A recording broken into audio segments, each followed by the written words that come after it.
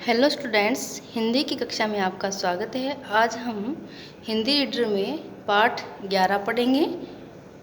यानी पाठ 11 हमारी क्या है? कविता है। युगा अवतार गांधी और श्री सोहनलाल द्विवेदी द्वारा रचित है ये कविता।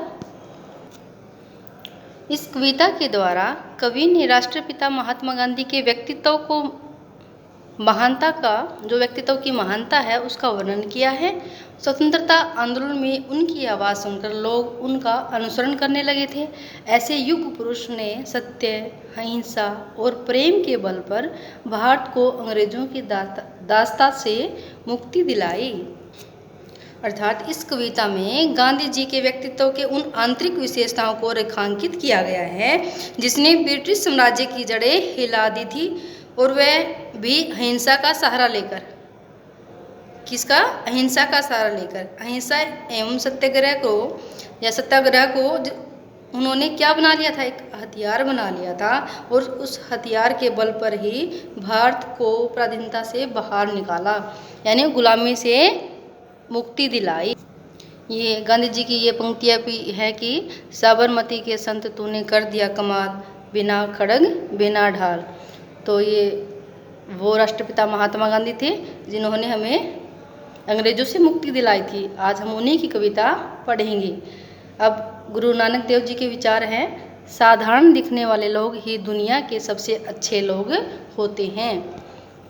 यानी जो सिंपल लोग होते हैं, उन जिनका जीवन सादा होता है, उच्च विचार सादा जीवन होता है, वो दुनिया के सबसे अच्छे व्यक्ति या मनुष्य होते हैं। अब हम कविता शुरू करते हैं। चल पड़े जिधर दो डगमग में, चल पड़े कोटि पग उसी ओर, पड़ गई जिधर भी एक दृष्टि, गड़ गए कोटि दृग उसी ओर। देखो बच्चे, सबसे पहले हम शब्दार्थ करेंगे, पढ़ेंगे। डग क्या होता है? कदम, पग पैर, मग क्या होता है? रास्ता, और इसमें दृष्टि क्या होता है? निगाह, नज़र। तो गांधी जी के बारे में, राष्ट्रपिता महात्मा गांधी जी के बारे में कवि ने क्या बताया है कि चल पड़े जिधर दो डगमग में, चल पड़े कोटि पग उसी ओर। महात्मा गांधी जी के व्यक्तित्व की पर्सनैलिटी का वर्णन इसमें किया गया है कि वो इतने महान व्यक्ति थे कि वो जिस ओर भी, यानी जिस दिशा की ओर भी कदम रखते, लोग उसी रास्ते पर उनका अनुसरण करते हुए, कोटि क्या होता है? लाखों करोड़ों, कोटि क्या होता है? करोड़ों, करोड़ों लोग उनका अनुसरण करते हुए उनके पीछे पीछे चलते। अब नेक्स्ट लाइन, पड़ गई जिधर भी एक दृष्टि। उनकी दृष्टि जिस ओर भी पड़ती थी, उसी ओर करोड़ों लोगों की जो निगाहें होती है, दृष्टि क्या होती है? नज़र, निगाह, गड़ जाती थी। गड़ गए कोटि दृग उसी की ओर, यानी जो लोग, करोड़ों लोगों की जो दृष्टि थी, नज़र, निगाहें थी, वो उन्हीं की ओर गड़ जाती थी। अर्थात इसमें कहने क्या चाह रहे हैं कवि कि महात्मा गांधी जी का जो नज़रिया था, या ऐसे बोले कि महात्मा गांधी जो नज़रिया रखते थे, जिस दृष्टिकोण से भारत को देखते थे, ठीक उसी दृष्टि से लोग भी वैसा ही उनका अनुसरण करते थे। ऐसे महान व्यक्ति थे। अब हम नेक्स्ट पैरा रीड करेंगे। जिसके सिर पर निज धरा हाथ, उसके सिर रक्षक कोटि हाथ। महात्मा गांधी जी के बारे में क्या बताया गया है कि गांधी जी जिनके निज, यानी जिसके सिर पर अपना, निज में क्या होता है? अपना हाथ रख देते, यानी धर देते, तो गांधी जी का अनुसरण करते हुए उसके सिर रक्षक कोटि हाथ, उसका कोटि क्या होता है? करोड़ों लोग उनकी रक्षा करने के लिए उठ जाते। सिर रक्षक, सिर क्या होता है? सिर, कपाल, रक्षक क्या होता है? रक्षा करने वाले। उनका अनुसरण करते हुए लाखों करोड़ों लोग हैं, उनका क्या करते? उनकी रक्षा करने के लिए उठ जाते। उनके प्रति दया, प्रेम भाव की भावना उसके प्रति जागृत हो जाती। अब नेक्स्ट है, जिस पर निज मस्तक झुका दिया, झुक गए को उसी पर कोटि माथ। जिसके आगे गांधी जी ने सिर झुका दिया। अर्थात कहने का तात्पर्य ये है कि जिसको सम्मान दिया गांधी जी ने, उसी को भी देश के करोड़ों लोगों ने सम्मान दिया। क्या दिया? देश के करोड़ों लोगों ने सम्मान दिया।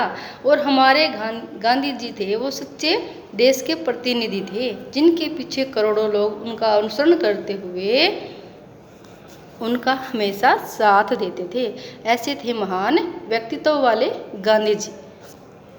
अब नेक्स्ट, तुम बोल उठे युग बोल उठा, तुम मौन बने युग मौन बना, कुछ कर्म तुम्हारे संचित कर, युग कर्म जगा युग धर्म तना। अब गांधी जी के बारे में क्या बताया गया है? जब महात्मा गांधी कुछ भी बोलते तो सारा युग उसके पीछे पीछे बोल उठता। युग क्या होता है? समय। सारा युग उनका अनुसरण करता, उनके पीछे पीछे ही बोलने लगते। तुम मौन बने, यदि महात्मा गांधी जी चुप हो जाते, मौन क्या होता है? चुपचाप। चुप हो जाते तो युग भी मौन हो जाता, समय भी, वो लाखों करोड़ों लोग भी वैसा ही करते। कुछ कर्म तुम्हारे संचित कर, गांधी जी जो कर्म करते थे उसी कर्मों को संग्रह कर, संग्रह, संचित क्या होता है? इकट्ठा करना, संग्रह करना, करते हुए क्या करते? युग कर्म जगा युग धर्म तना। उन लाखों करोड़ों लोग, वे लाखों करोड़ों लोग भी कर्मों का संग्रह करते हुए युग का मर्म भी जाग गए। यानी उनको युग की जो समय की मांग थी वो समझ गए।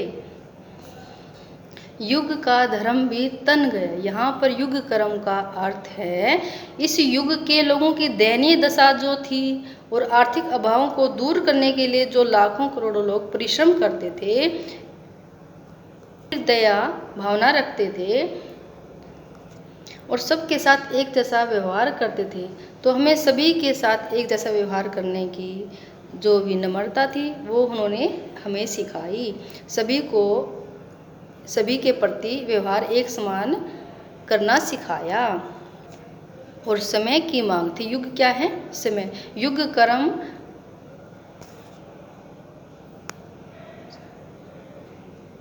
यह हमें गांधी जी ने बताया कि युग कर्म और धर्म के अनुसार ही हमें आचरण करना चाहिए।